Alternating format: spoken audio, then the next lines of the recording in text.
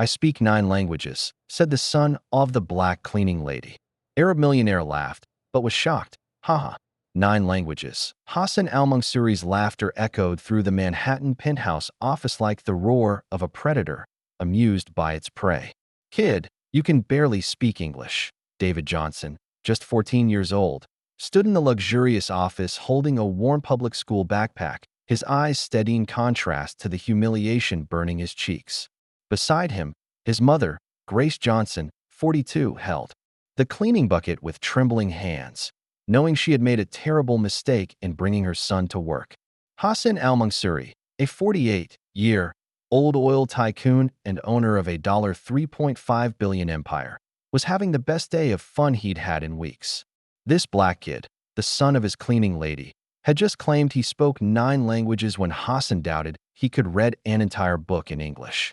David, please apologize to Mr. al-Mansuri, Grace whispered, her voice heavy with years of submission and fear of losing the job that supported her 2 children on her own. No need to apologize, Hassan said, enjoying himself even more. I want to hear more of this fantasy. Tell me, boy, wonder, what are these 9 languages you speak? David took a deep breath. At 14, he had already learned that the world judged people like him and his mother before even getting to know them. Son of a cleaning lady, black, living in the Bronx. All labels that men like Hassan used to justify their contempt. English, Spanish, French, German, Arabic, Mandarin, Russian, Italian, and Portuguese, David replied calmly. Each word spoken with a clarity that made Hassan stop laughing for a second. Liar, Hassan declared, returning Tohi's Italian marble desk. Grace, your son has serious fantasy issues. Maybe you should take him to a psychiatrist instead of bringing him here. Grace lowered her head, feeling the weight of familiar humiliation. For 5 years, she had cleaned that office, endured derogatory comments, and accepted low wages because she needed that job.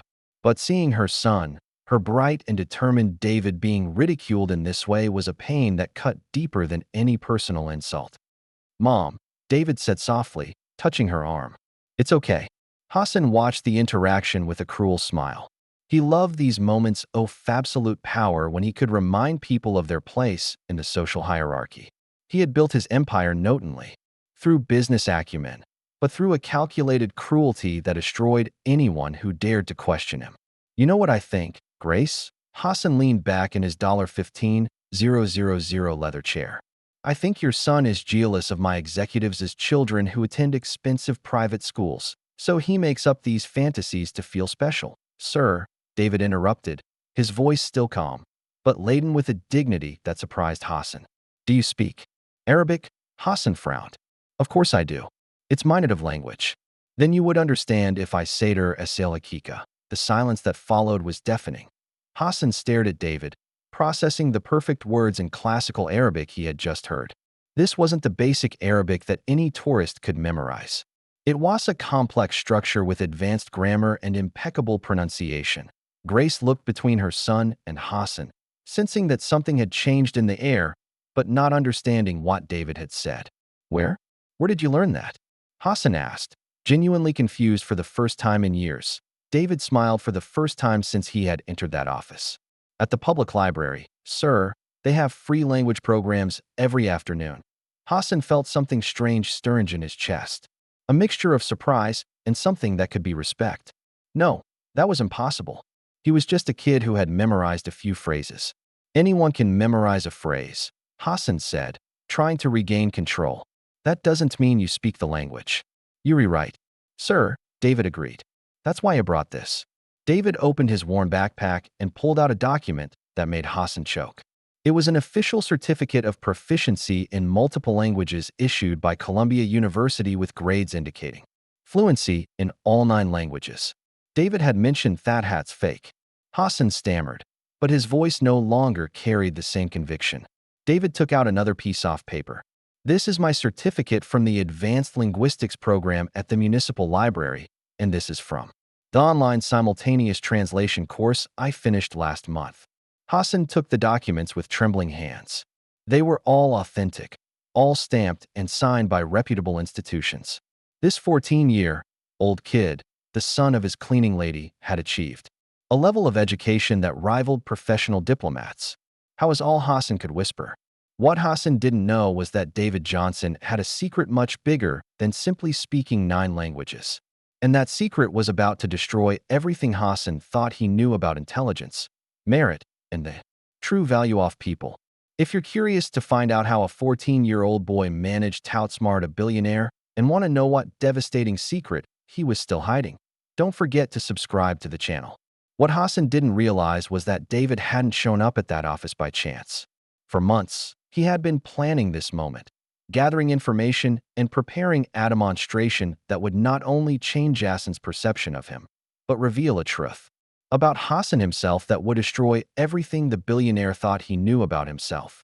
Hassan examined the certificates for several minutes, desperately searching for some evidence of forgery. But the more he looked, the more his arrogance turned into something close to panic. The signatures were authentic, the stamps official, the dates consistent with a 3-year academic progression. That still doesn't prove anything. Hassan muttered more to himself than to David. Anyone can take online courses. You're right. David agreed with a calmness that made Hassan even more uncomfortable. That's why I brought this. David took a tablet out of his backpack and opened a video chat app. Within seconds, the screen showed an Asian woman in an academic office. Professor Chin, David said in perfect Mandarin. Could you confirm to Mr. Al-Mansuri my performance in your business translation course? The woman on the screen replied in rapid, fluent Mandarin. Hassan didn't understand a word, but he could hear the natural flow of the conversation, the complexity of the grammatical structures, the ease with which David moved between different linguistic registers. Mr. Al-Mansuri, the professor switched to English. David has been my best student in 15 years of teaching. At 14, he is fluent in Mandarin like a native of Beijing. He is extraordinary. Hassan hung up abruptly, his hands shaking slightly. Grace, he said, his voice strangely. Did you know this? Grace shook her head, still processing what was happening. David has always been smart, sir, but I didn't know he 3 years. David interrupted softly. It started when I was 11. My mom was working 2 jobs to pay for my private school, but she lost her second job because of the pandemic. When I went back to public school, the classes were too easy. So, I decided to use my free time for something useful. Hassan felt a knot in his stomach. While his own children attended the most expensive schools in New York with private tutors paid by the hour, this boy had surpassed any education money could by using only public libraries and determination. But why languages? Hassan asked, genuinely curious for the first time. Because I wanted to understand the world, David replied simply. And because I realized that when you speak to people in their language, they stop seeing you as a stranger and start seeing you as a human being. The observation hit Hassan like a punch in the stomach. For years, he had used his Arab background as an excuse to keep his distance from American employees, citing cultural differences when the truth was simply arrogance. David, Hassan said slowly. You're 14 years old. That's impossible, sir. David smiled. For the first time since he had arrived. The impossible, just the possible that hasn't happened yet. Hassan turned, looking at Grace for the first time in 5 years. He saw a woman who had raised a genius while working menial jobs, who had sacrificed everything to give her son opportunities. David, Hassan said, his voice changing in tone. Why did you come here today? Your mother could lose her job. David exchanged a glance with Grace, who nodded almost imperceptibly. Because I heard you on the phone yesterday, David said calmly. You were discussing a contract in Arabic with investors from the Middle East, but you made mistakes that could cost millions. Hassan turned pale. What kinds of mistakes? You used Mubashir when you should have used for urgency. And you confused Maraik with Miraib when discussing deadlines. Small mistakes that completely changed the meaning. Hassan sat down heavily. Those investors had seemed confused during the call, but he had attributed it to connection problems. In fact, his linguistic blunders had nearly sabotaged a $50 million deal. How did you know I was making mistakes? Hassan asked. Because I've been studying business Arabic for 2 years, David replied. It's my specialty. Hassan looked at David with new eyes. This kid was an expert in international business communication at the age of 14. David, Hassan said slowly. You saved my business without me knowing it. Actually, David said, pulling another document from his backpack. I did more than that. Hassan took the paper.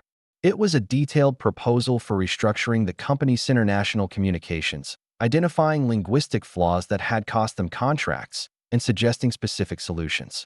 You analyzed my company, Hassan whispered. Just public communications, David explained. Press releases, transcripts, online documents. I found patterns of mistakes that explain lost business. Hassan read it twice. It was brilliant, detailed, and worth hundreds of millions in recovered contracts. Why did you hat? Hassan asked, confused. David took a deep breath.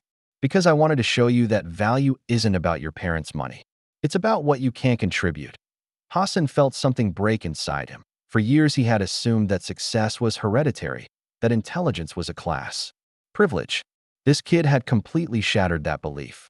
Hassan al-Mansuri, David said, using his full name for the first time. Can I ask you a question? Hassan nodded. If a kid like him can do this using public libraries, what could other young people like me do with the same opportunities your kids have? The question hung in the air like a bomb about to explode. Hassan didn't know that David's demonstration was just the warm-up because hidden in that beat-up backpack was a recording that would prove that Hassan had lost million-dollar contracts, not because of linguistic incompetence, but because of something much worse. And David was about to use that evidence in a way that would forever change the balance of power in that office. Hassan was processing David's devastating question when Theboe pulled one last item from his backpack. A small digital recorder that made the billionaire's blood run cold. Before I answer your question, David said calmly, I need to show you something. David pressed play. Hassan's unmistakable voice filled the office. These black Americans are all the same. Lazy, uneducated, always blaming others for their failures. That's why I only hire Arabs and whites for important positions. Grace covered her mouth in horror. Hassan turned pale. Where did you record this? Hassan stammered. In the elevator last week, David replied emotionlessly. You were talking to your vice president about hiring policy. You didn't notice I was there. Hassan remembered it perfectly. He had come down with Robert Chun arguing about why they didn't promote black employees to executive positions. He thought they were alone. That's illegal. You can't record private conversations. Hassan exploded. New York is on a lateral consent state, David replied calmly. Completely legal. And considering that it documents systematic racial discrimination, I'm sure the Labor Department would be very interested. Hassan felt the world spinning. A recording like this could destroy his company, result in million-dollar lawsuits, ruin his reputation permanently. What do you want? Hassan whispered. David smiled. But it wasn't a childish smile. It was the smile of someone who had planned every move off this chess game. I want you to choose, David said, walking over to Hassan's desk. You can continue to believe that people like me and my mother are inferior, and this recording will end upon the desk of every journalist and labor lawyer in New York. Hassan swallowed hard. Or you can prove that you really learned something today. I want you to promote my mother to facility supervisor with a salary of $80,000 a year. I want a scholarship program for young people from disadvantaged communities. And I want you to hire me as a junior language consultant. You're 14 years old, Hassan protested. And I speak 9 languages better than any adult you know, David retorted. Besides, I've already proven I can save your company millions. Hassan looked at Grace, who remained silent.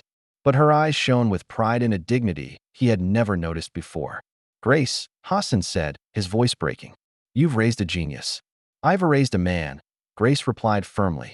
A man who knows his own worth and won't accept being treated like less. David took a contract out of his backpack. I've already prepared the terms. You have 5 minutes to decide before this recording becomes public. Hassan took the contract with trembling hands. It was detailed, professional, and included clauses that protected both David and Grace from future retaliation. The boy had thought of everything. How do I know you won't release the recording even if I sign? Hassan asked. Because unlike you, David said, looking Hassan straight in the eye. I believe in giving second chances to people who genuinely want to change. Hassan reread the contract. The demands were fair, even conservative, considering the value David could add to the company. But signing meant admitting he had been wrong about everything. What if I don't sign? Hassan asked, already knowing the answer. David took out his cell phone. This recording will go to the New York Times, CNN, and the Attorney General's office in exactly. He looked at his watch. 3 minutes and 40 seconds. You re-blackmailing me, Hassan said. I'm offering you justice. David corrected that you've spent years benefiting from an unjust system.